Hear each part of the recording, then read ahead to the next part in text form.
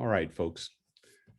Thank you for joining us tonight. I'm Reverend Jeff Duncan. I'm the Director of Mission and Ministry at Lutherans For Life. And as always, I'm your host for Y4Life Live.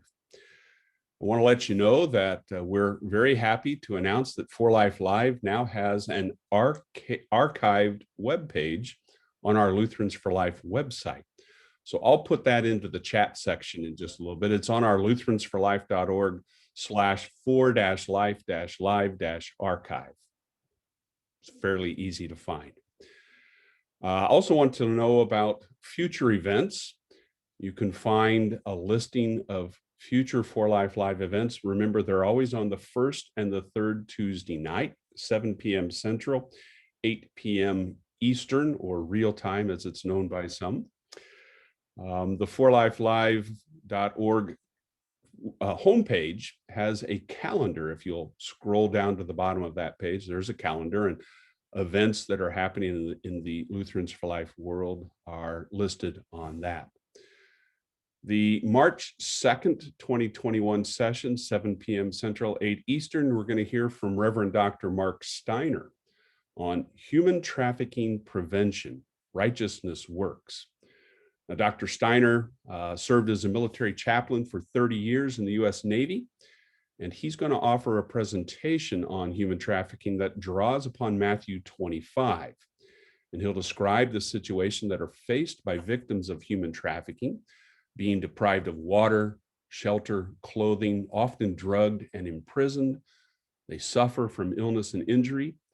The righteousness described in Matthew 25 are those who believe in Christ and perform the righteous works led by the Holy Spirit through the saving news of the gospel. They can engage in works of righteousness to help alleviate the suffering of human trafficking and speak up for those who are most vulnerable.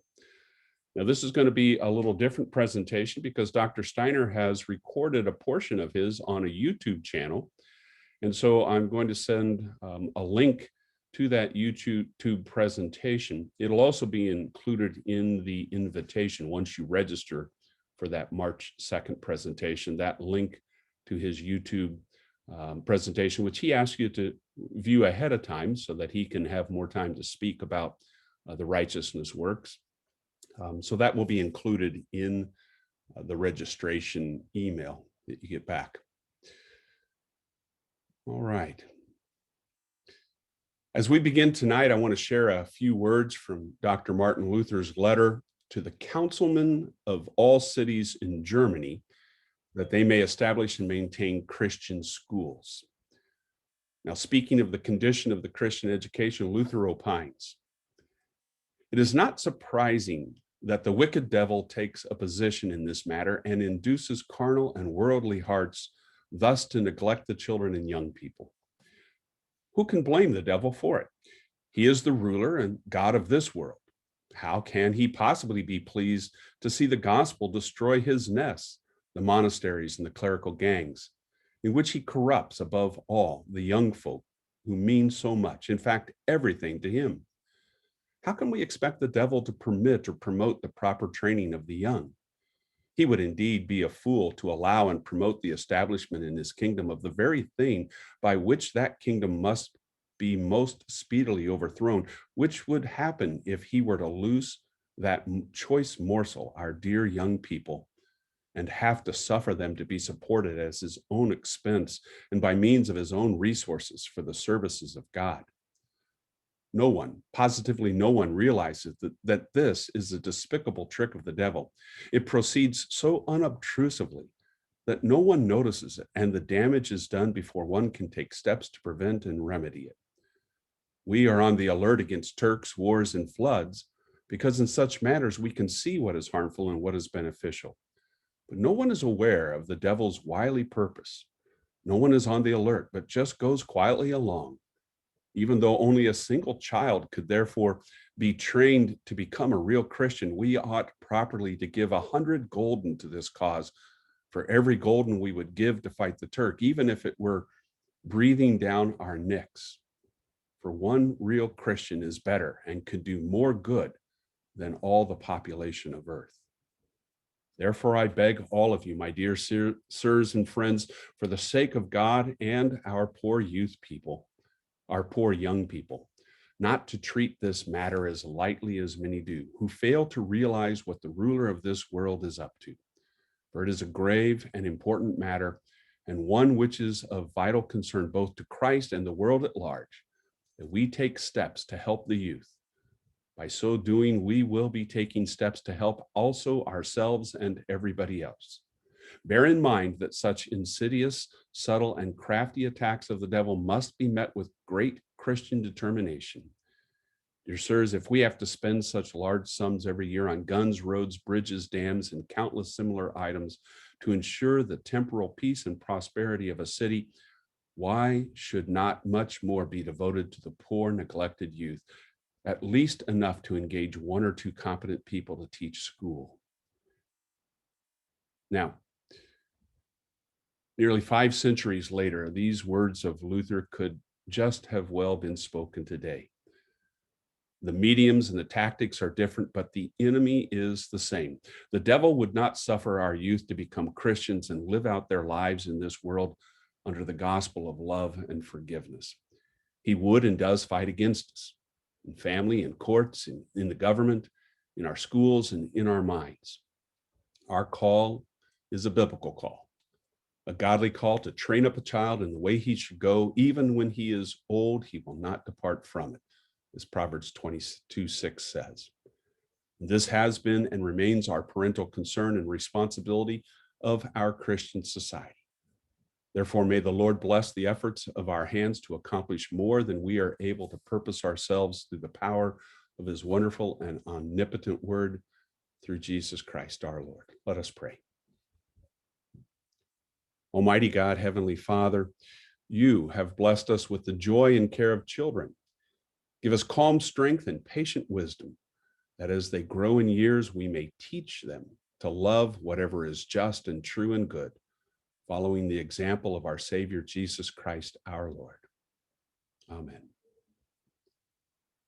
Tonight, folks, let me introduce to you Mrs. Michelle Bauman. She joined Lutherans For Life a little over a year ago, well, almost 2 years now, June 1st, 2019, and she serves as this ministry's director of Y4Life. That's Y, big letter, 4 numeral, life.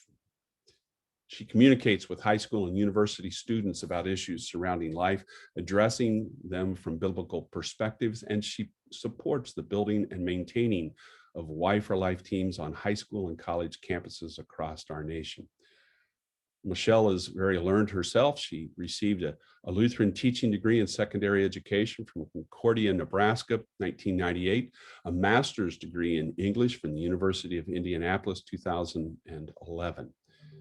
Before she joined Lutherans For Life, she taught middle school English at Holy Cross Lutheran in Fort Wayne, Indiana, and English, drama, and speech at Trinity Lutheran in Seymour, Indiana. There, she also served as Trinity's recruitment director from 2004 through 17.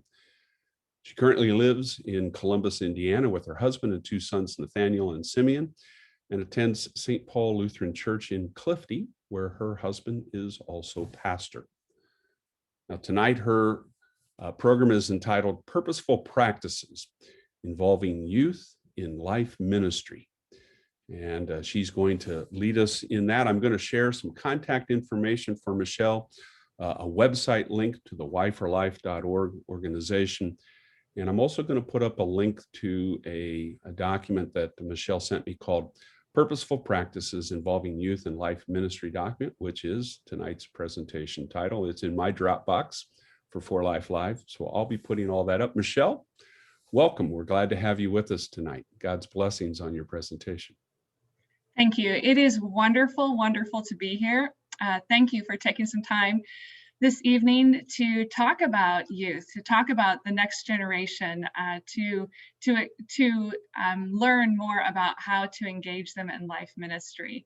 I have, as Pastor Duncan mentioned, spent my entire career serving youth, the majority of that at the high school level, but ranging from middle school all the way through college. And Tonight, I want to also point out and welcome one of the youth that I have the privilege and honor and joy to work with, and that is Jesse Mueller. He is a junior at Concordia, Chicago, and co-leader of the Y4Life team. So Jesse, if you want to say hi, feel free, just wave. But he is going to be jumping in tonight to kind of give you a youth perspective on some of the things that we'll be talking about. So my goal for this evening is to start with kind of a brief run through of the life issues that today's youth are facing. And then I'd like to move into what Generation Z looks like, and then move on to how to engage them, how to start building relationships, which is key for Generation Z, and then involve them in youth ministry, so or in life ministry. So I'm going to share my screen. We're going to have a presentation that hopefully will work. Yes, you can see it? Looks like. Yes, we okay, can. all right. So we are going to, again, begin with issues that life, or oops, so maybe it's not working.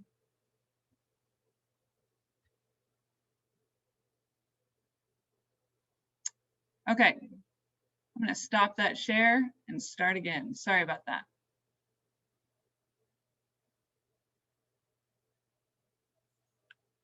Occasionally, if I have it open,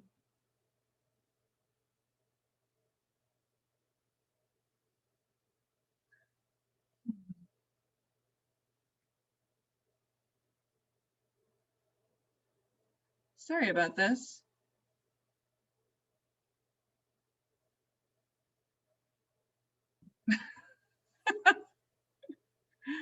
If I was any good at Sven and Lena jokes, I would share one with you, but I know. So maybe Lowell knows one. Yeah, Lowell, jump in.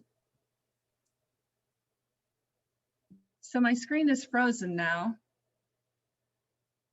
Ah, we're back. Okay, excellent. Okay, so again, we'll start with purposeful practices, and tonight we will begin with a list of life issues. Now, you'll notice on this list that I have organized it alphabetically. This is not by, the prevalence or relevance to youth today. You'll hopefully notice on this list that there are some life issues that probably were life issues when you were in your 20s or in your teens. There's a number of life issues that are carried over, but you may also recognize that there are some life issues on this list that aren't maybe as weren't as prevalent when you were growing up. Just as someone from Generation X, I can count 4 or 5 that I would say were not huge issues. Anxiety, bioethics, human trafficking was not a huge issue when I was a teen. Loneliness, reproductive technologies, sexuality or sexual identity and gender fluidity, as well as witnessing to a what I would call a post-Christian society. So these are some of the new issues you're facing, and that today's youth are facing. And as we seek to involve youth in life ministry, it's important to recognize that these issues, though they may not have been huge issues when we were young, they certainly are bigger issues today. Now I'm going to define 2 of those for you because I think it's important to understand what we're talking about when we talk about bioethics and when we talk about reproductive technologies, what the difference is. So when I mention bioethics, what I'm really talking about are those things that happen outside of the womb, those ethical decisions that we have to make, that youth are being faced with, including the genetic engineering of embryos outside of the womb. We have egg harvesting and sperm donation, which our college students are certainly getting a lot of pressure to participate in, and the preservation of embryos.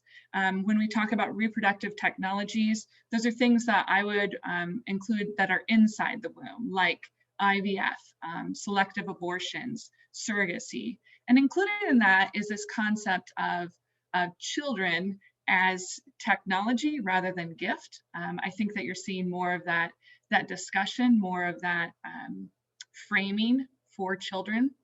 So I want to let Jesse jump in here and kind of point out the ones that he thinks are most pressing for today's youth. Yeah, so just looking at this list, I know that a number of these topics are ones that CUC for Life has actually covered in our own ministry over the last couple of years. We've gotten great responses from these different topics such as human trafficking, mental health, the refugee crisis, and even unplanned pregnancy, where we're able to build these bridges between the concerns that our students are seeing in society and where that hits the road with life ministry and caring for the lives of God's creation.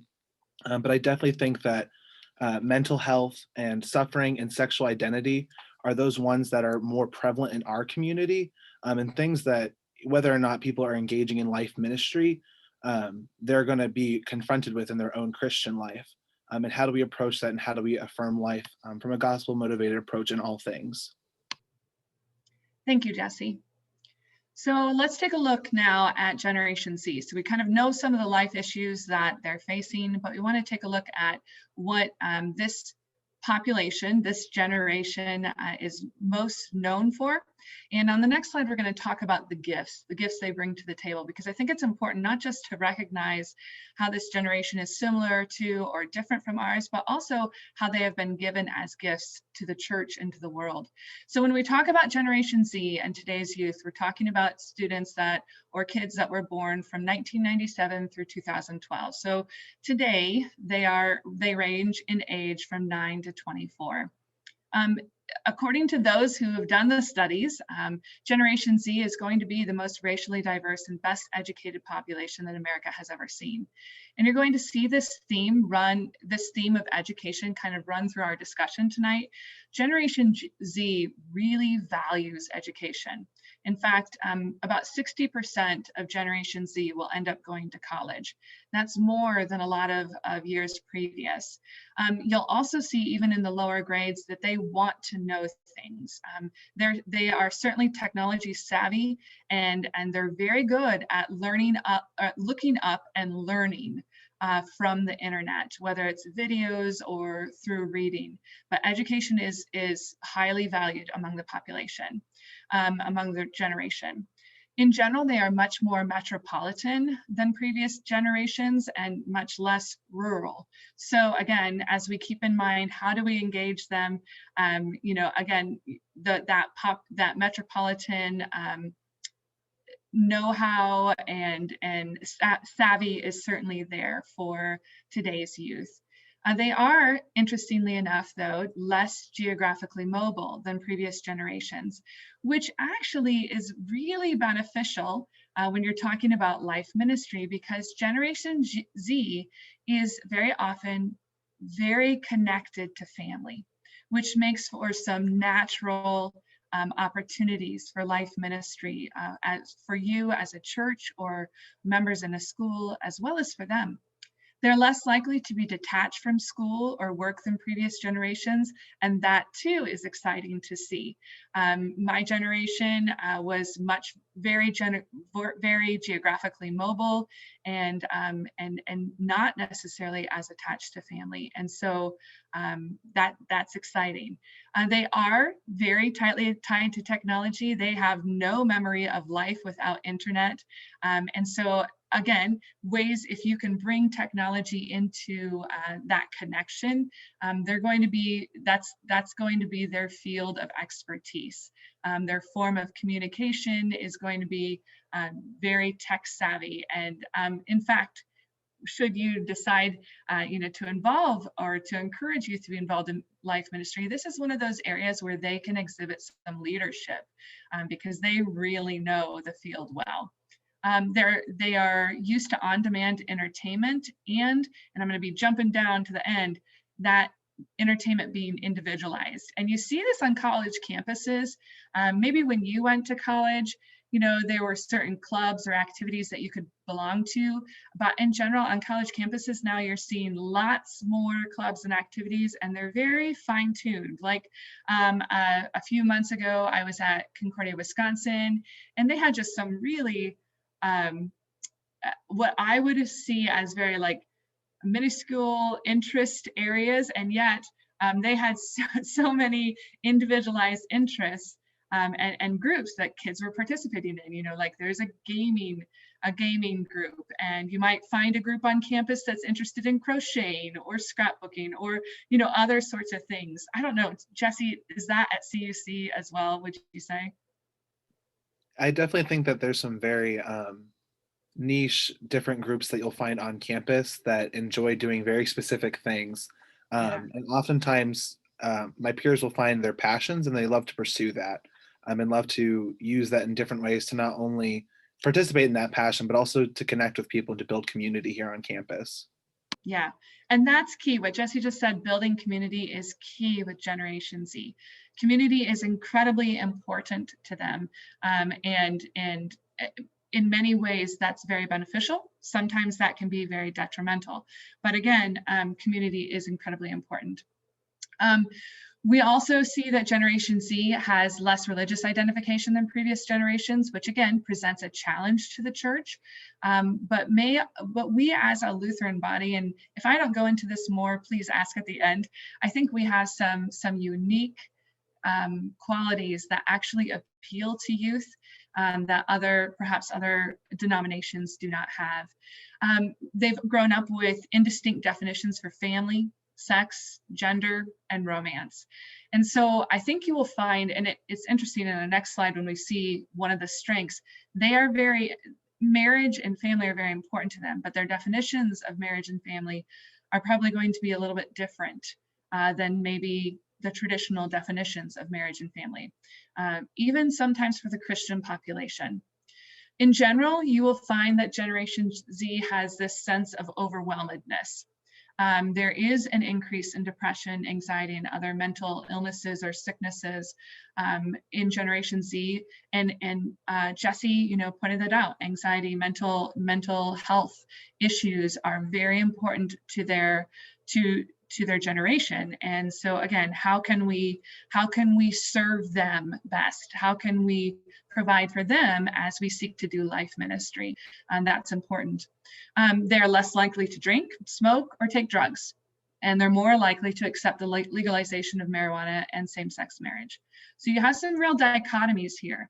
In fact, birth rates, teen pregnancy rates are way down. Again, I think that's in part to they're less likely to have premarital sex. But at the same time, you know, we're seeing some other areas to look into. Actually, for Generation Z, only 12% of students that fall between age 18 and 21, only 12% have children. That's different from the millennials. The millennials, over 20% had children already by the time they were 21 or 22. So again, this is a little bit different, and it's not that they're waiting necessarily longer. It's just that they recognize, you know, are hoping for children later. All right, they are, again, I mentioned earlier, individualistic. They are used to having things personalized. That's going to be very important when you start to involve them in youth ministry. How can you individually connect with them and get them included? And then they do live in a very ever-changing, fluid technological environment.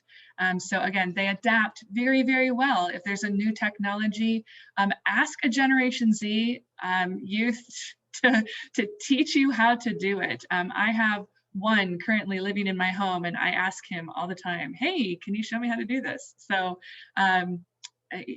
gifted in that area. All right, so again, moving on with that theme of gifts, Generation Z is a gift to the church. Our theme for this year at Lutherans for Life is from invisible to indispensable. And we've been taking a long look at all of the different subgroups of people or groups of people that society maybe has ostracized or overlooked. And sometimes youth can be one of those groups of people that gets overlooked. and seen as maybe not as valuable as others. But Generation Z is just as valuable to the church as every generation that has come before it. And here are some of the reasons. They are very engaged in political issues. Now, I'm not saying that church, that you need to bring up politics in church, but again, they are well educated on the issues of the day. And when those issues are life issues, they're going to know what's going on for the most part. Now, they may have a different perspective. They may know more sides to the issue or the other sides that society would have them know. But it's important then to engage them on those issues so that they can learn to verbalize that Christian perspective. They are racially diverse. They will be 50% of Generation Z will be from one of the minority populations. And that says something. In fact, in my opinion, they are perfectly designed to bring an element of inclusion and racial unity into the church. Again, we know that we are all one race, and yet society would have us divided into many. And so I think, again, because community is so important to Generation Z, and because they do have a lot of second generation immigrants, they're going to have a pulse on that and be able to bring some discussion to that. And Jesse, if you want to jump in there, feel free. If you want to jump in on any of these, because I know race is something that we've talked about. Is that something you want to address? I'll give you the floor. Yeah, I'll just say that race is a very big point of conversation for my generation. Here on campus, even we have a Black student union and a Latino student union. And they're very active in sharing their culture and opening up for discussion. It's not one of those things where it's just people from those cultures are invited. They welcome people from all different cultures and colors and everything like that. But they want to have these discussions. They want to be able to engage with our community to not only share their perspective, but to kind of build that community inclusively, to kind of bridge those gaps that we see in our society today. So race is definitely something that we're open to the conversation for. You're going to get a lot of different perspectives on it for sure, as far as the best way to approach it. But I know that something that Michelle and I talked about before this presentation was this idea of Generation Z being full of compassion. So depending on the perspective that they take, odds are their perspective is just motivated by their own personal compassion.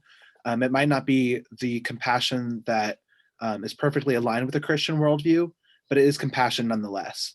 So I think it's really important to have these open conversations so that we can align that compassion with the biblical worldview, to align it with scripture and align it with the perfect design that God has given us, that our sinful world breaks time and time and again, but is there for us to strive to model and strive to follow.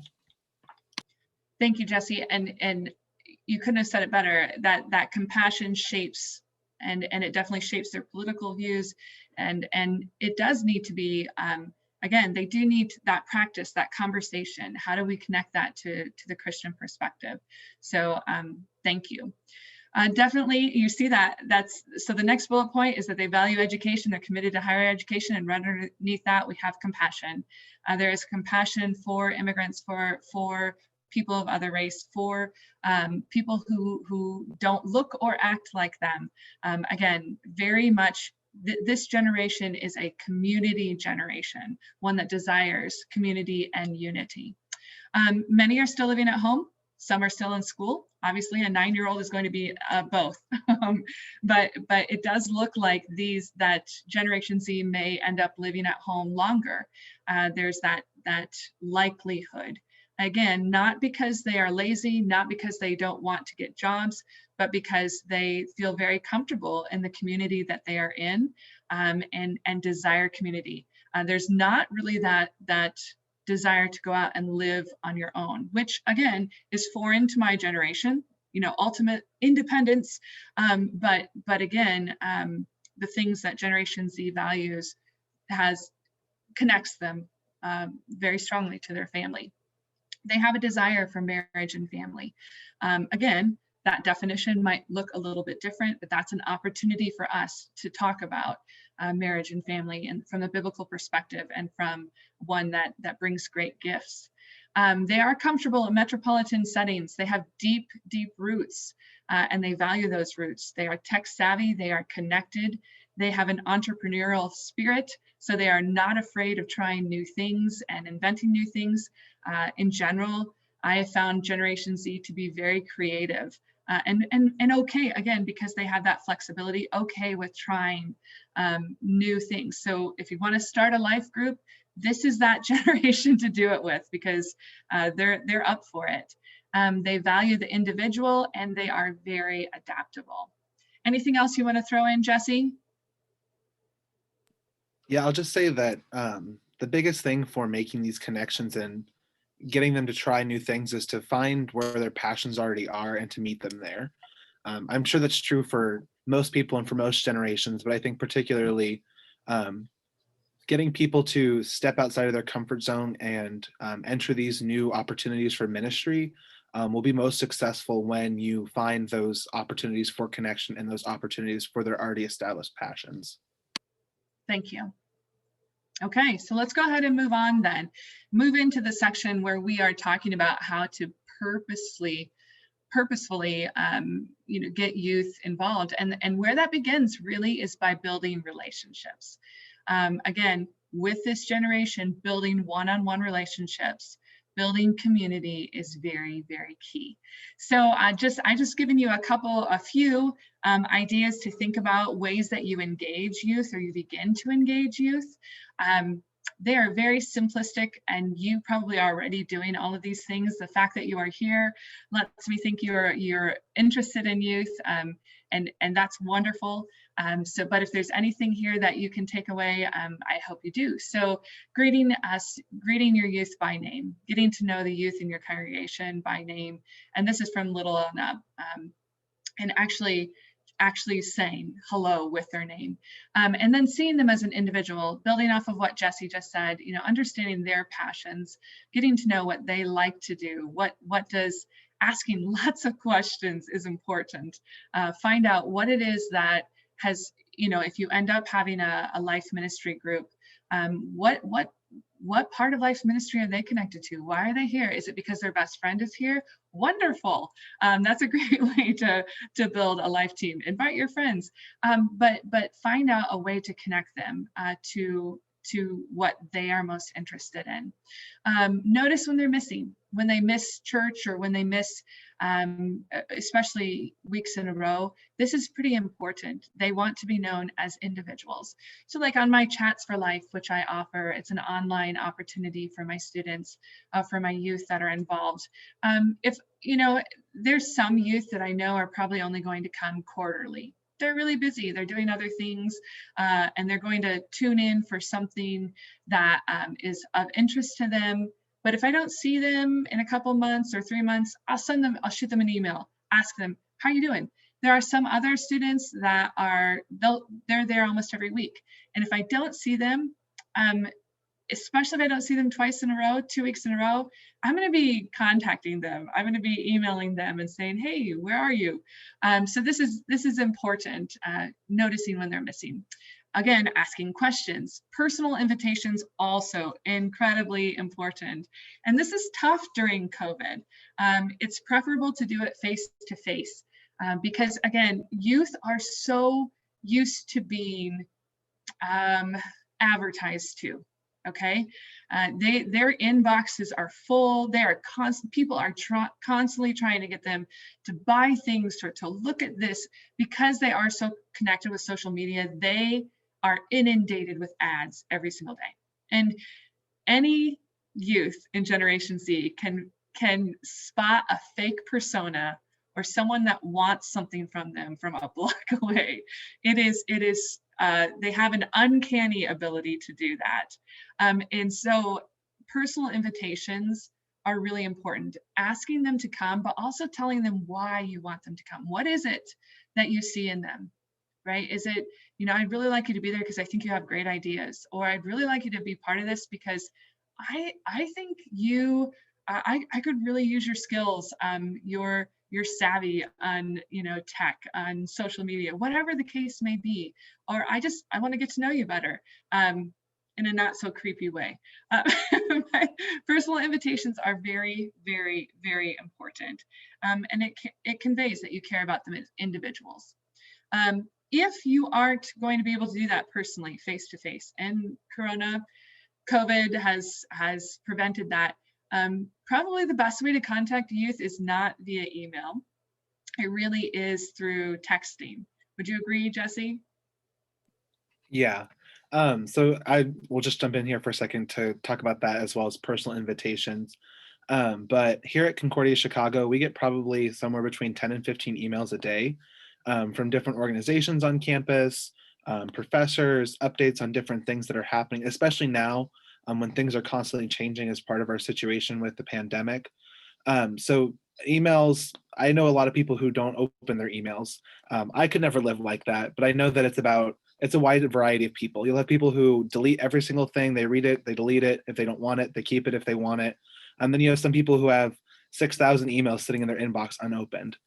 But I know that in my own personal experience, even in these peer-to-peer relationships, when I offer a personal invitation, when I tell all of my friends what's going on, I'm a lot more likely to have a successful event on campus. I'm a lot more likely to have a crowd there to hear what I have to say, to participate in my service event, to hear from my special guest speaker. And so even if that's just texting my friends saying like, hey, are you coming to my event tonight? Things like that really do speak volumes as far as building those connections and helping to facilitate a successful ministry. And sometimes they'll bring their own friends who you may not be connected with. And slowly but surely your ministry starts to grow and to flourish as you begin to expand who you're actually being able to reach. Yeah. But yeah, so emails are probably not the best. That was kind of a long-winded answer, but. No, I think that's good. And again, emails may be where you have to start. A lot of my advertisement for Y4Life things has to be by email because I don't have the cell phone numbers, the texting numbers from everybody. But if you're going to do it by email, make your emails personable rather than formal. And if possible, with personality and engaging. So as much as you can do that, that's wonderful. Be willing to engage on social media. Again, that's kind of a theme that you're going to see running through, and then promise food. Now, I'm going to just hit this one a little bit.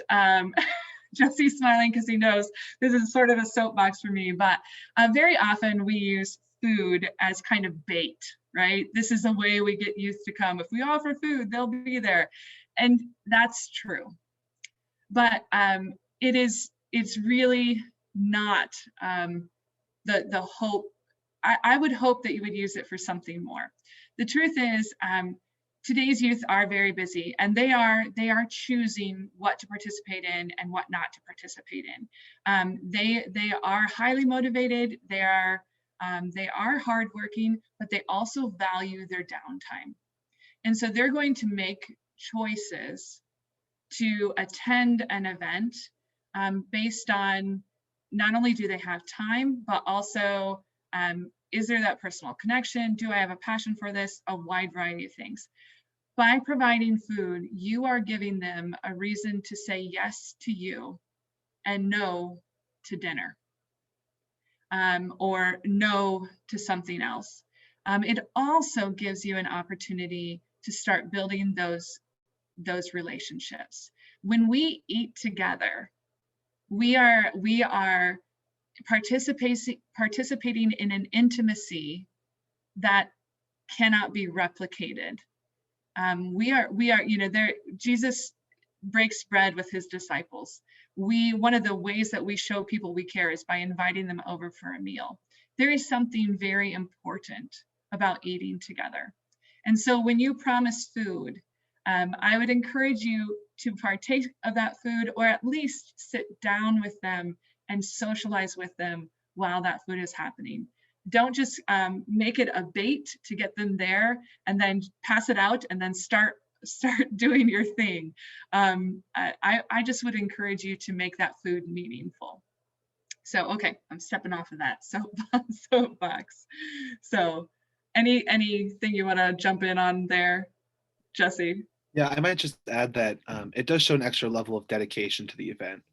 I think that oftentimes when Pastor Duncan, pizza, that's my first answer for which food is the best, would be pizza.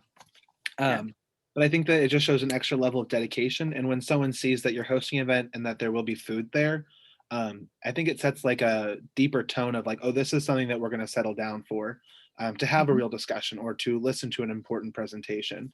It's not just something that might be like a drive-by event per se, where I'm going to stop by for 15 minutes. It's going to be something that I want to invest in, and something that the people who are planning it have already invested in. Yep.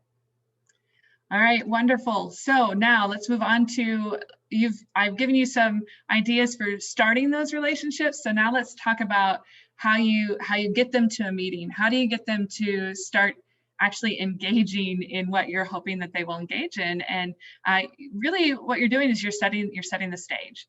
And so there are some things as you're making those invitations that you're going to want to do. So first of all, try not to mix and match. So what I mean by that is this: when I'm told as an adult that there's going to be an activity at church or at school or wherever it is, and I'm ready for that activity, and then I get there and the first 30 minutes are, oh, we're just going to hang out and talk for 30 minutes.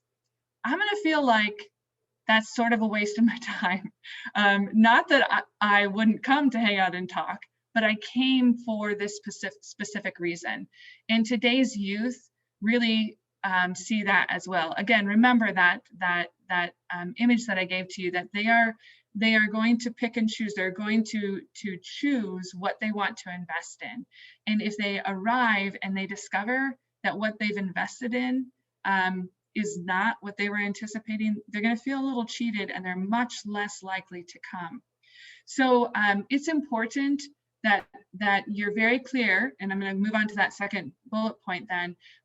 You have very clear and consistent expectations. So the more precise you can be, the better off you're going to be. If you say, we're going to get together, it's going to be an hour long, we're going to start off with a little bit of team building time, and then we're going to move into a discussion of life ministry topics, that's wonderful. Not only because they know what to expect, but today's youth also are, and they know, the time factor, but they also want to know that it's going to be well run. And also, new social situations can be very intimidating to today's youth. Part of being so connected with social media is that, it's very easy to create and maintain a persona on social media. It's very hard to create and maintain that persona face to face. And so meeting face to face is risky behavior. Now, does that mean they don't want to do it? Absolutely not. They do want to do it. They want that community. But I think the more specific you can be with expectations and fulfilling those expectations, what you expect, of them, what the night's going to look like, or the event's going to look like, the more buy-in you're going to have from your youth, the more participation you're going to have. So again, correct me if I'm wrong, Jesse, on any of these, but this is what I've seen in the last 20 plus years. Team building is also very, very important. Now, I will tell you that when you say we're going to do some team building, now you may have a few moans. Oh, do we have to, play the silly games? However, it's going to be fun, just encourage them. Once you get youth involved in team building, they usually enjoy it tremendously. And there are, of course, some physical team building activities. There are also some verbal ones. So if you're just doing something online, there are verbal things. So like, for example, you can buy books of games anywhere. I just pulled out 2 of the stack that I have. Help My Games Stink and Best Games Ever. My dad was a DCE, so I grew up surrounded by games. So I don't use books very often, but there's plenty out there. But then there's also discussion starters. So you can get books like Would You Rather, or Unfinished Sentences, or Give Me 5. These are great discussion starters. Throwing out a quote that you saw on social media is a great discussion starter. What do you guys think about this quote?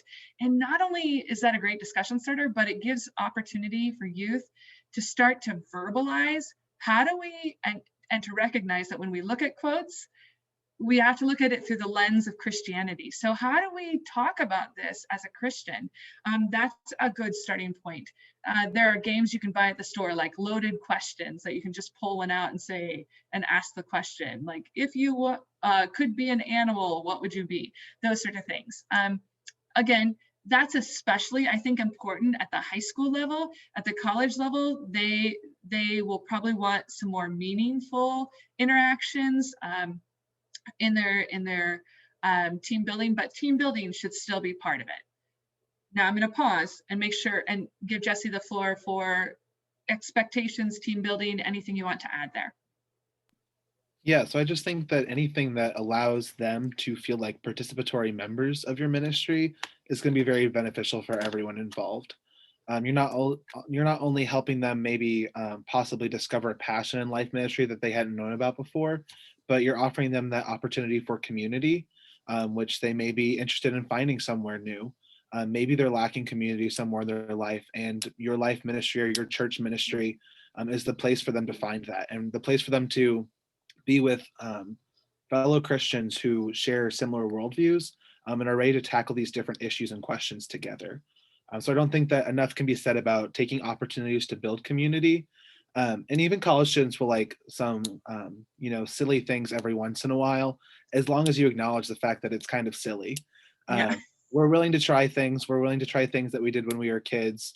But as long as you acknowledge the fact that it's probably a little young for them and you don't treat them as if they are younger kids, they'll be all for it, and they'll be willing to humor you and participate and probably end up having a lot of fun in the process.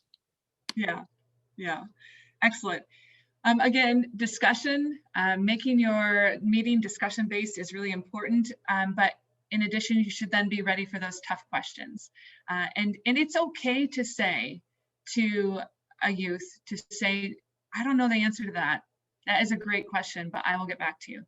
I think it's important for youth to see you being real, okay?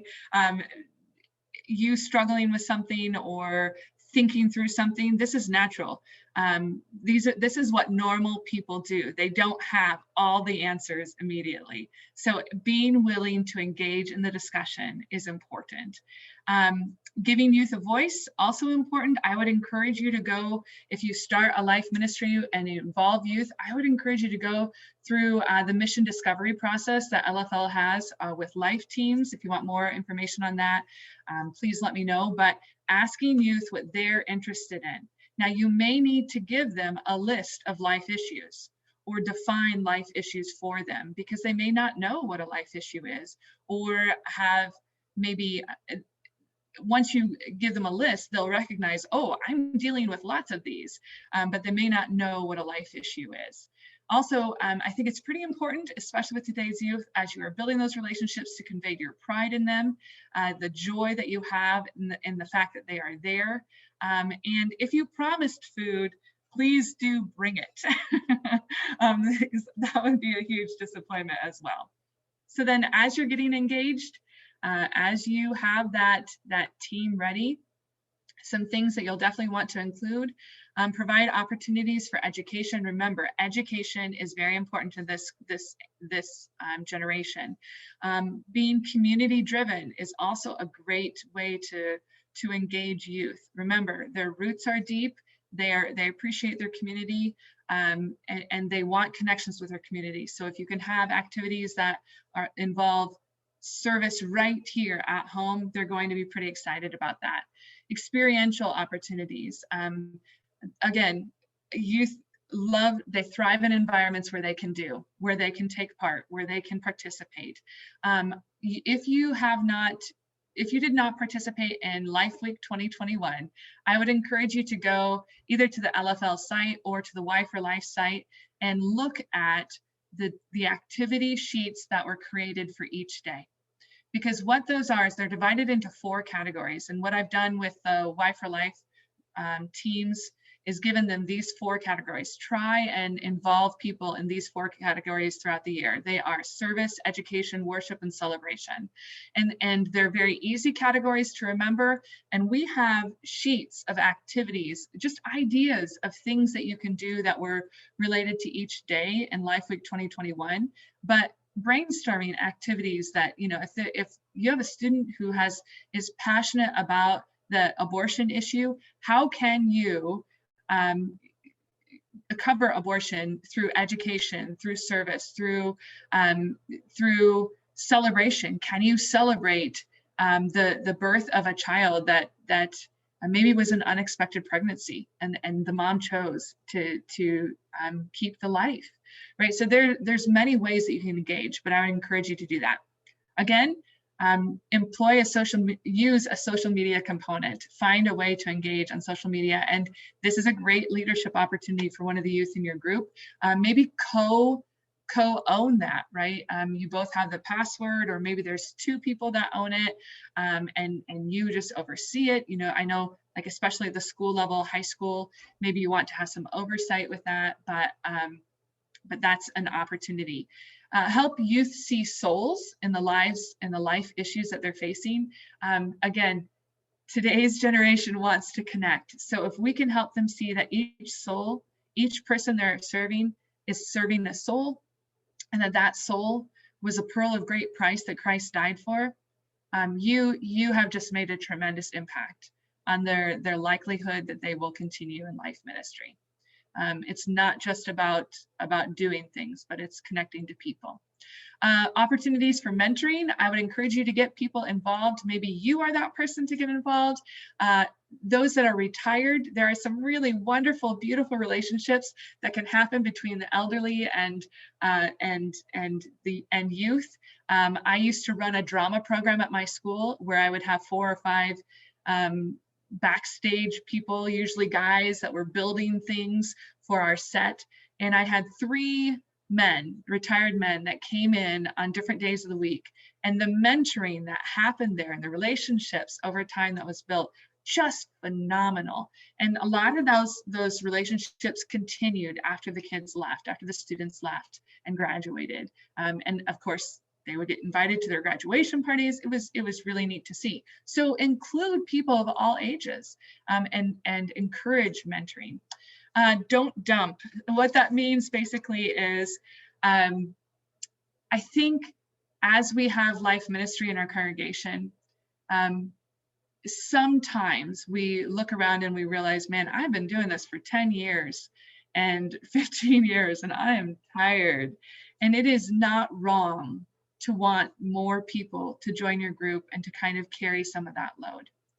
But unfortunately, I've also seen or heard maybe this idea that, oh, we need some young blood to come in and take over. And again, it is wonderful to want more people to come and for youth to be engaged. But I think that's not the right reason to get youth involved in life ministry. And maybe that is slightly offensive. And if it is, I am sorry. But life ministry is really about supporting the lives of the people around you. And youth need to be supported at this time.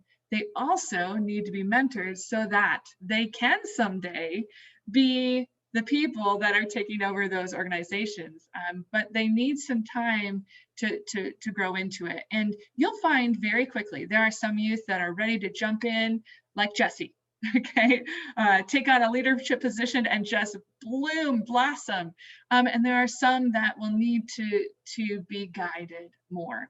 And as a teacher, one of the sayings that I used to have was, a good teacher is not a sage on the stage, not someone that, is just doing it all and talking all the time, which, again, sorry if I'm talking too much, but also a guide on the side, someone who comes alongside a youth and says, what do you think about this? Can I help you with this? I think you can do this, right? How can you be that guide on the side? How can you encourage them? I also would encourage you to create a sense of accomplishment, to rejoice with the youth. as you do these different activities, as you pull off different service, take time to celebrate with them and provide opportunities for them to lead. Anything I missed, Jesse? Yeah, I had a couple of things that I'd like to add on to, especially at the beginning of this slide when you talked about educating about life issues and then helping youth see the souls in the life issues. So especially in our experience here at Concordia Chicago, and especially during Life Week when we had the opportunity to have this structure for approaching all these different life issues very systematically, a lot of people in our community discovered how broad life issues truly are.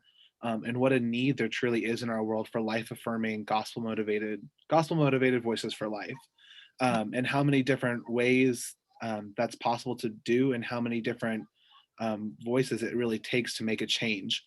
I especially think with seeing the souls in life issues, by helping to make that connection from the abstract to reality, you create a sense of urgency in your youth. I think so often, especially even this is like my biggest pet peeve, is people who they're very passionate about life issues, they're very strongly for life, but then they abstain from actually taking action. They abstain from participating in the different events that we have because sometimes it's uncomfortable, and that's just the way that it is. You're all involved in life ministry, and you know that it's not always a place of comfort. The Christian life isn't a place of comfort. But by making this connection to the souls that we see in life issues, and by creating this urgency in these different issues that our world is facing, you're helping to spur these youth into action, to say, like, this is something that cannot wait for me to be part of the majority voice. This is a time for me to step forward and say, this is an issue that we need to address. And oftentimes when you're able to convince your community that there is this urgency, you'll have more and more voices stepping forward than you expected in the beginning. So by encouraging and by helping them to see that and creating that urgency in these different life issues, you're more than likely to get a whole handful of people that you weren't even expecting who are willing to step forward and to join you in this process and in this ministry. Yeah. Hey, and well done, Jesse. You have memorized very well the gospel motivated voices for life. I've heard it twice now. Awesome. Okay, so what are some resources that you can use as you start engaging life in your congregations? Okay, so Y4Life Teams. Right now, we have 0 churches that have Y4Life Teams, but you could be the first. So we have Y4Life Teams in high schools. We also have them on college campuses, but part of the strategic plan for Y4Life, I'm hoping will include the building of Y4Life Teams in churches, which I'll talk to you more about in just a minute. So a Y4Life team is a group of youth that seeks to be that gospel motivated voice in their community and world. And so this would be an opportunity to do that. Chats for Life is an educational event that I offer every Thursday, first and third Thursday of the month at 8 p.m. my time, or as Pastor Duncan mentioned this morning or earlier, at real time. And that's how we refer to it at LFL. So Chats for Life, again, 8 p.m. Eastern time. And those are educational events. So each event has a different topic, and students can come and learn about it. And remember, education, pretty important for today's youth. What about Mondays? Those happen on the second Monday of every month. That's at 7 p.m. Eastern, so a little bit earlier. But this is an opportunity for students to come and to get engaged on life issues that they want to talk about. And usually it's a small group, and we get to cover what they really do want to talk about. And I don't know, Chats for Life and What About Mondays, I have just loved those. Jesse, I know, has been part of them since the beginning, so he could really give you a youth's perspective. So if I'm biased, which I might be, he can give you the honest perspective. Y4Life in Washington, D.C. is an opportunity for students to come out for a free conference. It happens in a conjunction with the March for Life in Washington, D.C. Now, obviously, this year that happened online, but it is a free conference. They just have to get out there, and we have hotel rooms reserved at reduced prices. So get your kids involved. Start planning this year to come out next year. Last year we had about 120 to 25 students involved. I'm hoping for that many or more next year. Life Week 2021, again, I mentioned those resources earlier. Please look them up. There are great resources for you. And I'm hoping that Life Week, again, will be an annual event. This happens the week leading up to Y4Life in Washington, D.C. And Y4Life in Washington, D.C. is part of Life Week, of the Life Week celebration. So we have online events all week and educational opportunities. Y4Life High School Leadership Retreat. We had one of these last spring before COVID shut us down, and we'll hopefully bring one back soon. But if you would like me to come and hold a leadership retreat in your area, I would be happy to do it. It's a weekend long. We start on Friday night. We have some team building. We have our first session. Saturday, we look at what does a Life team do? We start building ideas and then actually taking one of those ideas and fleshing it out so it is ready to go by the next week. We usually close on Sundays, on Sunday after church. We have Y4Life College Leadership Retreat.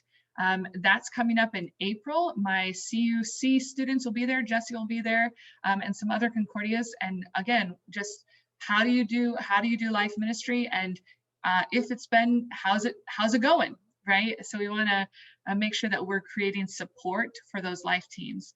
Also visit y4life.org. There's lots of materials. There's brochures, there's videos, there's contact information, there's opportunities to get involved. So check that out. I'm happy to do a guest presentation either in person or on Zoom. I've done a lot of Zoom presentations this year, live Zoom presentations from this desk in your communities. So feel free, if you have a topic you want, either I can do it or other people from LFL can step in and do that too. Service projects, again, if that's something you want some help finding out what those would be, or if you want some help running one, you can, again, I can come and help or just give you some ideas for those service projects. And there are plenty of ideas on the Life Week 2021 sheets.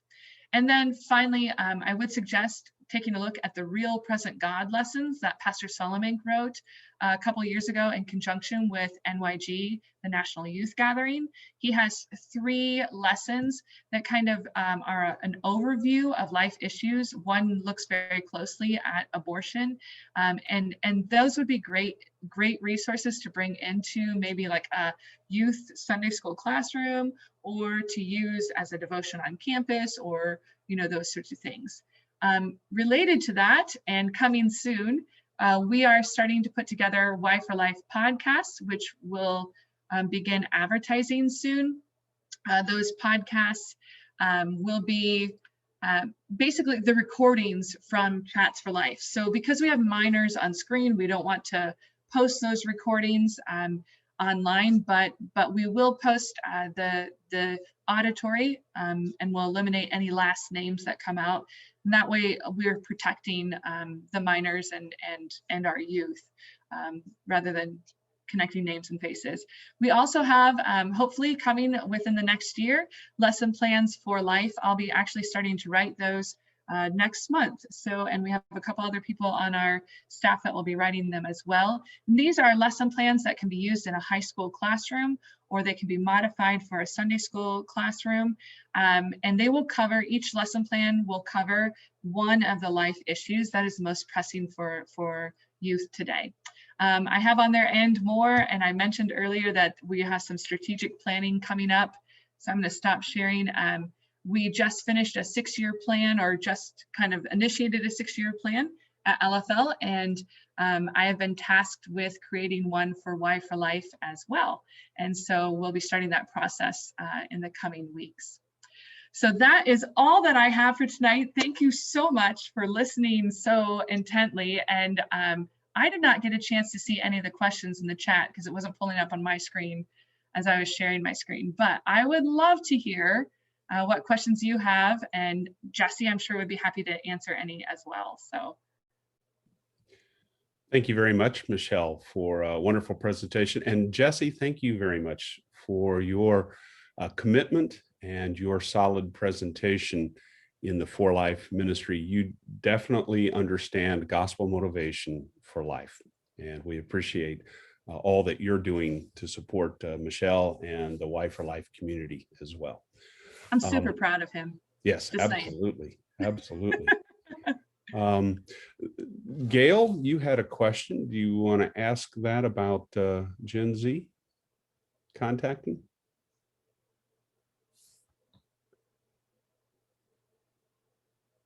Gail's question was in the section that you were talking about how to stay connected.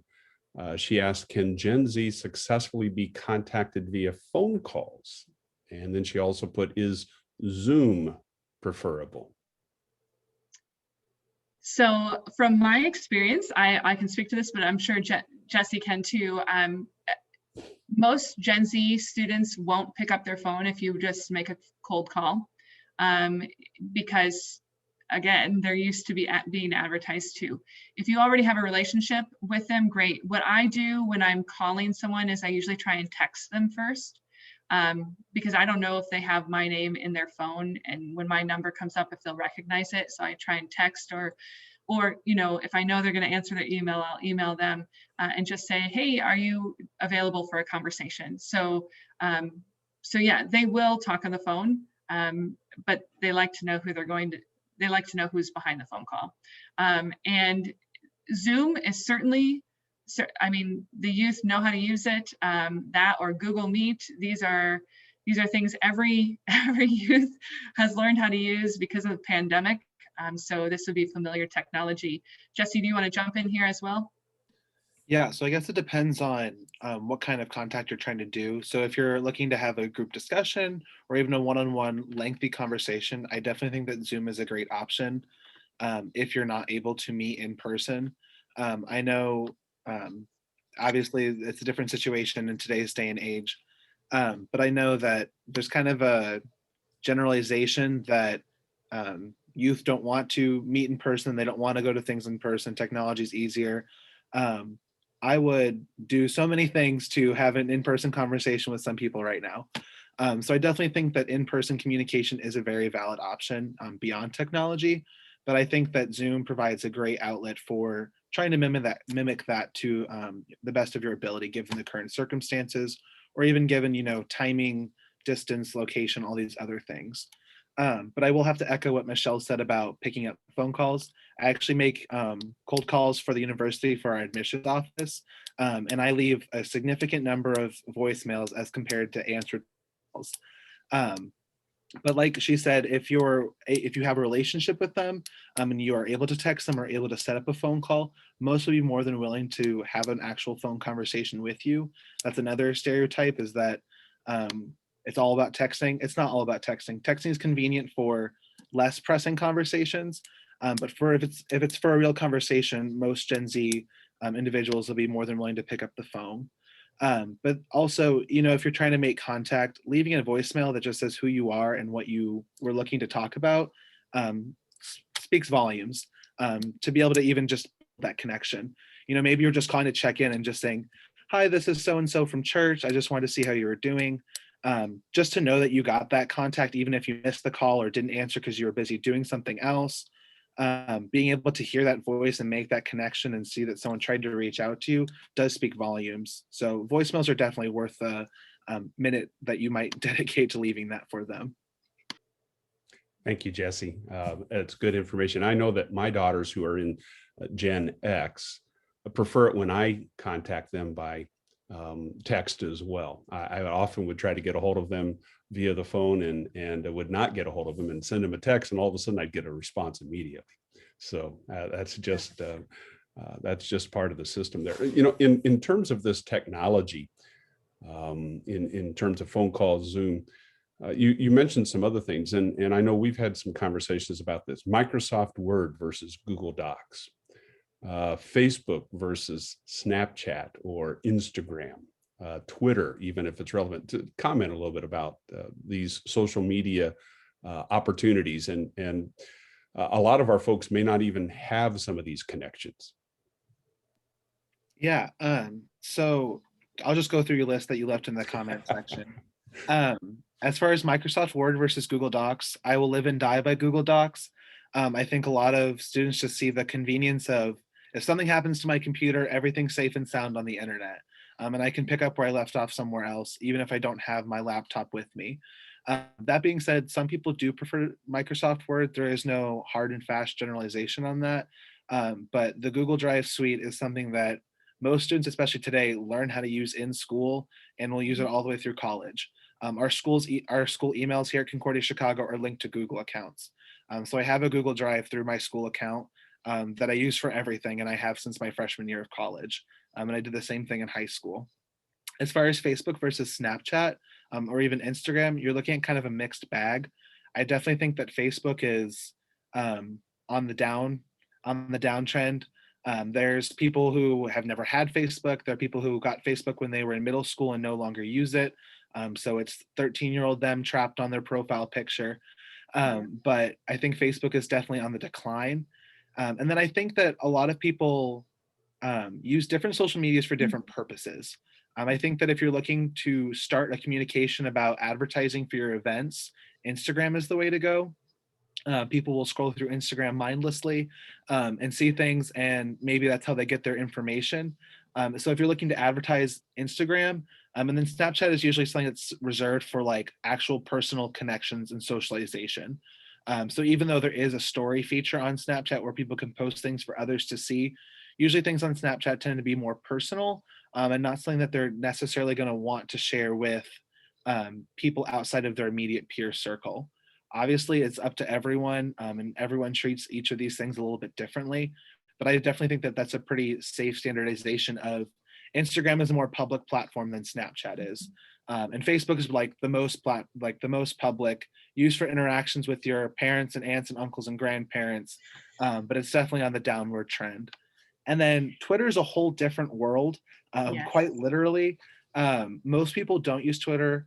There's a couple of people who get on Twitter and have an account but never post, and they just scroll and use it as like a news update, and occasionally things here or there.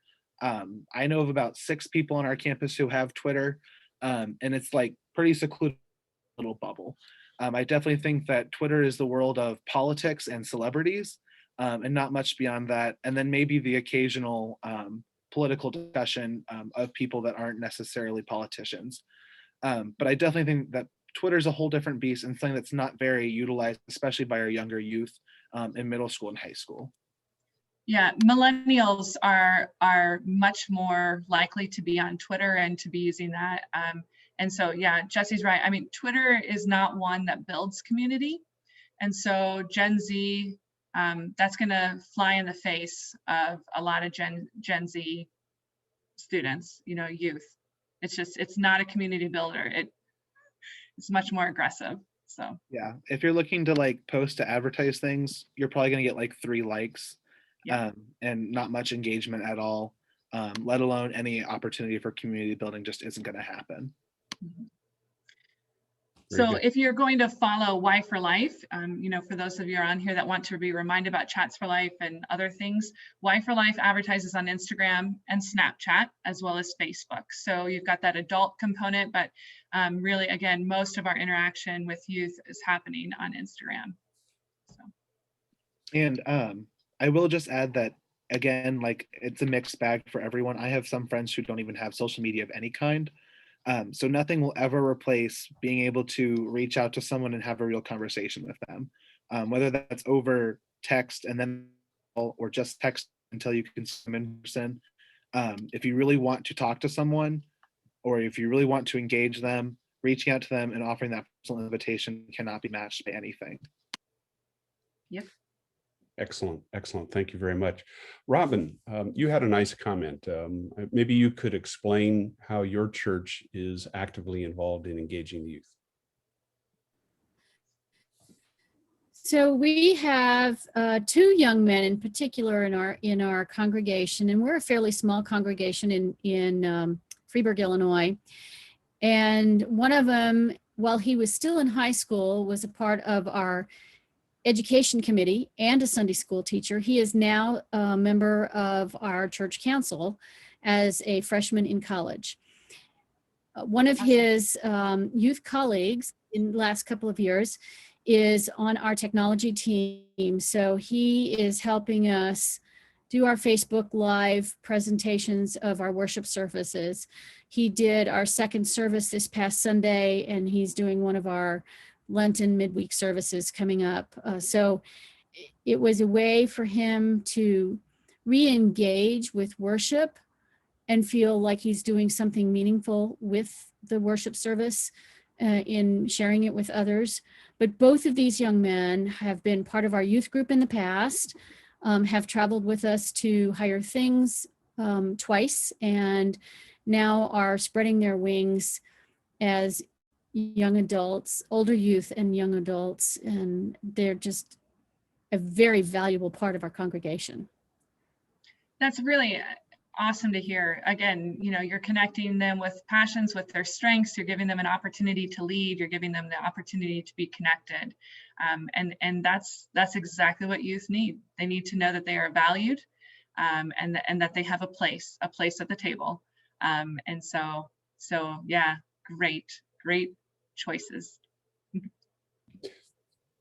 I would open it up to other comments or questions that others would like to share. I have not seen any others come through on the chat board. So if you have any other questions, please feel free to speak up.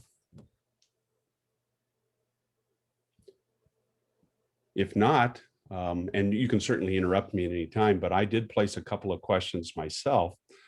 The first one was whether, or dealing with the idea, Michelle, that you put forth that Gen Z is more likely to be educated in college. And my question was kind of around the ideas of how important then is it that we promote good education in college, and recognizing that colleges are certainly open right now to a lot of different influences. How can we encourage the Christian influences that we want to present to the youth? Okay, so education, is my passion. Youth is my passion. Education is my passion. I spent, more than 20 years in the classroom, and I think when you opened with Martin Luther, I was actually thinking about some of the other quotes that Martin Luther has about education earlier today as I was kind of running through my head what I would say. And again, it is of vital importance that we as the church educate our youth. Certainly, it is okay to be worldly wise. I mean, the Bible certainly gives us the opportunity to be in the world, even though we are not of it. And so we need to be able to address the situations. And so we understand students, they're going to be learning some of these worldly things just like we did. And yet we have to be ready with the Christian response. So a hefty Bible study, right? Something that is meaty. If your college youth are heading out away from home, they're not going to be present at your congregation, help them find a good church near their college campus. Reach out to that pastor and say, hey, there's a youth in my congregation who's coming your way. This is his name, so that pastor can start building that relationship. So that pastor can greet that student by name, and check in with your youth. Ask them, are you going? I'm praying for you. I want you to know. Give them educational materials, and again, not necessarily political, but how do you respond? Engage them in conversation. It is important to maintain those relationships when they go off to college.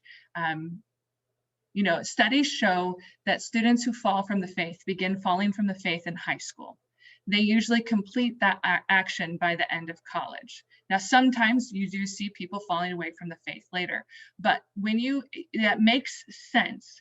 When you are exiting college, you're looking for someone who you're going to marry. You're probably going to be looking for someone with similar values. And if you have already fallen from the faith, it will not be very important for you to find a fellow Christian to marry. And so again, studies show it begins in high school. it usually culminates in college. And so again, anything you can do to continue that education, to continue that relationship is really important. I'm not advocating for everyone to go to Concordia. I think it'd be wonderful if everybody went to Concordia. I taught at a Lutheran high school, but I didn't have the opportunity growing up to go to Lutheran schools until there was only like 4 years that I went. And then I ended up going to a Lutheran college. And those 4 years were formative. So wonderful. If you have that option, please encourage your kids to go. But that option isn't there for everyone. That doesn't mean that education can't happen. That doesn't mean that we get a free pass to say, oh, go off and be in the world, and I'm sure you'll come home a Christian. Like, no, that ministry starts way before they head off for college, and it has to continue while they're there. So Jesse, feel free to jump in. Yeah, I'll just say that, so I'm a junior in college. I've been here 2.5, going on 3 years at the end of the semester.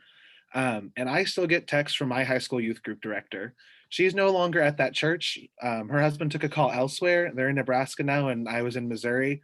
But there's a group chat of about like 20 people that she sends weekly Bible passages to, or words of encouragement. 2 days ago, she wished us happy Valentine's Day. Just that constant communication. And even though it's semi-personal, it's a text from her to a group of 20 people.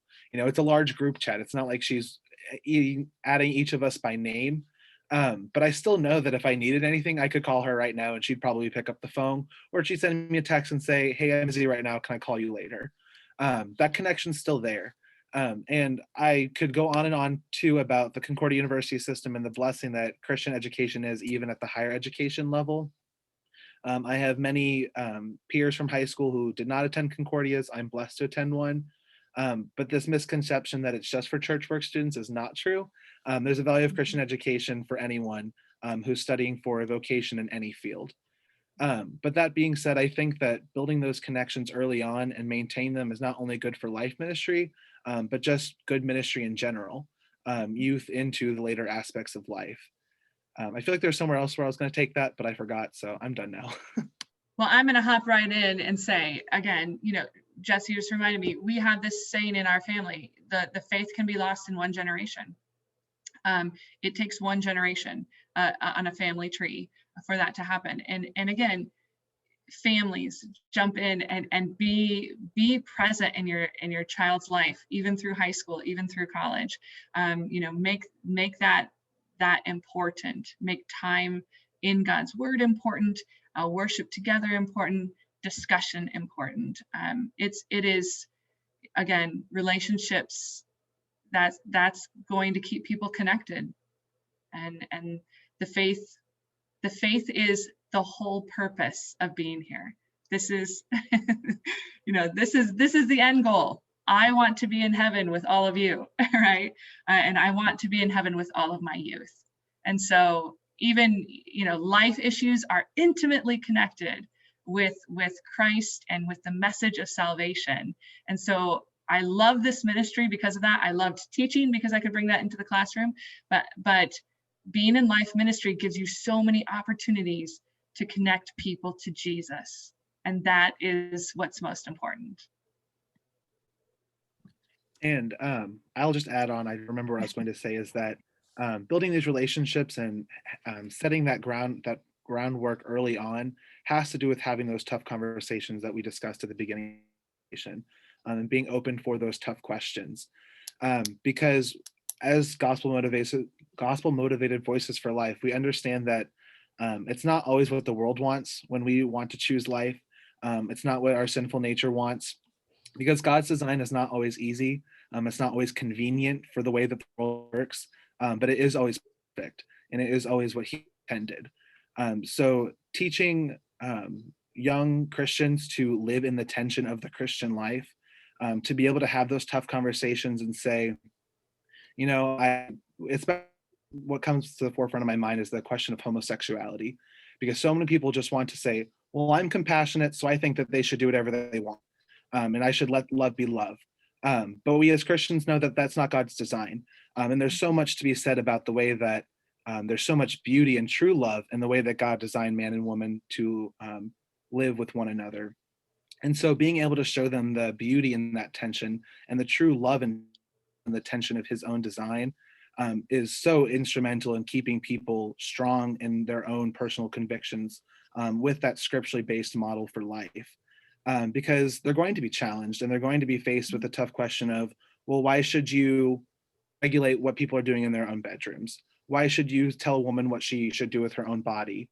Why should you prevent her from having an abortion? If you don't like it, don't have it. All of these things and oversimplifications will be tossed at youth left and right in middle school and high school and college. But by having these tough questions, allowing a youth to ask you, well, why should I, say what she has to do with her own body? By asking those tough questions and showing them the truth in love and this perfect design that God has created that we have broken, there's so much opportunity for learning and for growth and for education so that they understand why they should believe what they believe, why this is something that's worth holding on to, and why it's something worth standing up for. And allowing them to ask those tough questions and being gentle in that response. Realize that when a student asks you, when a youth asks you, what's wrong with homosexuality? Don't they love each other? What's wrong with that? It's not a moment of them trying to challenge you or challenge God's word. It really is they're asking you to explain. They want to know, and it's important to give them an answer. And there's so many questions that'll come up from events that they've had in their own lives. They'll have a friend at school who came out as a homosexual. They'll have a friend who's contemplating having an abortion. And for you to shoot down their question and say, why would you ask that? Lets them know that, you don't really care about what they have to say, and you don't really care about person X who they're trying to minister to at school, or who they're trying to share the love of Christ with in this other setting, because they want to be equipped. They're not just trying to stir the pot and make you mad and push your buttons. They're trying to understand and grapple with this faith that's being personalized in this turbulent time of their own lives.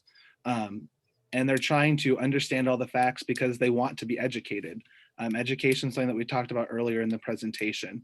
They want to know the facts because right now our society claims to work off of facts. Oftentimes it works more off of emotion than facts. But when you can tie facts to emotions and say, this is a life based upon science and we love this life, you're bringing the two in unity as God designed it. We're called to love life, and we're called to love those around us, even if it's not what's easy or convenient for the world. Amen. Wonderful, wonderful conversation that both of you are having with us here. Because you brought up the advertising of time as such an important aspect for working with Gen Z, I'm going to exercise something that I'm not always very good with, being a boomer. I am going to say that we've come to the end of our Y4Life Live tonight. Those of you who have participated, we thank you very much for bringing this presentation to us. Thank you, Michelle. Thank you, Jesse, for all the wonderful words that you've shared. If Michelle and Jesse are willing, I will stay on a little extra if there's some additional questions. I know I have a couple more. So if they're willing, we'll stay on.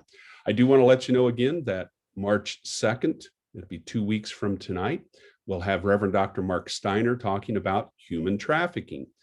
And we hope that you'll be able to join us at 7 p.m. for that presentation. Again, there are registration links. I've put them up in the early part of the chat for tonight. If you don't see them or can't get to them, please give me an email at jduncan@lutheransforlife.org, and I'll be happy to send you that registration link for the next Y4Life Live. So thank you very much, everybody. If you have to go, feel free to disconnect. And we ask for God's blessings as we're apart, and that you'll be able to come back to the next Y4Life Live in a couple of weeks. For those of you who can stay, welcome. We'll be into the after show, so to speak. I didn't see any other questions come up, but I did have one more question, especially Jesse, for you to answer, and Michelle, feel free to pipe in. You talked about the overwhelmed sense, and Jesse, you even said that in your perspective, anxiety, mental illness, stress are situations, issues that your generation is dealing with. And I guess from my question, and from the scientific study, being connected to the internet, being connected to screens hours and hours each day, does this have any effect on your overwhelmed feeling, the depressive feelings, the anxiety, just always being connected to all of these things that are happening around you? Yeah, so I'd say that it's definitely not technology and screens in and of themselves. It's a lot of the different components of what Gen Z is interacting with through that technology. And I think the probably biggest complication comes in the form of social media. A lot of times when people are sharing things on social media, it becomes a highlights reel. And so when your highlights or what you're experiencing doesn't match everyone else's highlights, there's this constant comparison that's going on, this constant question of self-esteem. So I think that it's important to have these conversations with adolescents as they're dealing with, getting into social media and seeing things. People are getting social media younger and younger these days. I have younger cousins who got social media like 4 years before I ever did. It's just the way that it is. It's technology is becoming more and more commonplace all the way through childhood. But having these conversations and being willing to engage and remind people that real life happens out here. It doesn't necessarily happen, on Instagram or on Snapchat or on Twitter. And part of that is just understanding the blessings that you have in your everyday life that can't be captured in a picture that's posted on Instagram. I know that's not a super helpful answer because it is a really complicated issue. I think that there definitely is that social media component. But then the other half of that probably is this idea that we value education and bettering ourselves. And so oftentimes people aren't very good at saying no or quitting the things that they're passionate about or that they want to be passionate about. So this overwhelmed thing is this idea that you can take on as much as you want because you should be able to do it because you should be good enough to do it. When in reality, we're broken human beings. And that doesn't even apply to how much time there is in the day. So I think it's important to teach grace and forgiveness, not just for others, but for ourselves. Obviously, that's true for all people, but I think especially for adolescents who, if you look at adolescent development, the amygdala, the emotional part of the brain, is in control for a lot of adolescent development. So they're not always thinking rationally. They're dealing with their emotions. And when you're compounding that with seeing how everyone else's life is better than yours, and you are too scared to say no to something because you want to prove yourself, it all compounds upon itself. And then even when you see people who are entering, who want to be involved in the church and want to be involved in ministry to share the grace and forgiveness that Christ has to offer, they forget to apply it to themselves. They forget that they need to be poured into as well. And that grace isn't just something for other people, but it's something that Christ wants to offer them too. And that the way that he made each and every one of us is how he wanted us, and that their life has value too, which I think for Life Week, our t-shirt said, "You are indispensable." This idea of making this a personalized message that isn't just for the baby in the womb or the person at the end of their life, but it's for you and it's for me too. Absolutely. Great. And one of the trends I would say, just over the last 20 years is this increase in social media and getting it much younger, as Jesse mentioned. But whenever you start that much younger and with adolescent development, you are creating this unreal world that becomes an alternative reality. And you start to see youth have a different persona, a very distinct persona for a Facebook page that is based specifically on what they want others to think of them. I think the issue of identity is very, very important to address. The more that we can remind the youth who they are in Christ, who they have been made to be, and reaffirming that again and again is very, very important. Life ministry is natural for that, because you're already talking so many times about, how each life has been created by God. Starting that from little on up is important. At our church, for the children's sermon, the kids come up, every single children's message. My husband's a pastor. He asks, he gets to the point where he asks, "And what did Jesus do for you?" And of course the kids say, "He died." And he said, "That's right. And did he stay dead and everyone, shouts, no, no, he rose again, so we live too. Again, ingraining that from little on up, starting very small. Who am I? I am a child of God, and that is reflected, then helping adolescents to see that reflected not only in their daily life, but also on their social media accounts. How do we reflect that image? And is that, having honest conversations about that is important, because I think when you're trying to live two very different lives, you're going to have a conflict, an internal conflict. So. Thank you. Now I'm going to sound like the 60-year-old man that I am. And I'm going to say, as a follow-up question to this, for our young Gen Zers, TikTok or not, should we be allowing them to be connected and get involved in TikTok and all the challenges and the dancing? Okay, before you jump in, Jesse, just let me say, you will not be held accountable for whatever you say, Jesse. I can stop the recording if that's easier here. In fact, we'll just bring it to an end of our recording of Y4Life Live, and we'll let the rest of this questions go on from here. Thank you very much.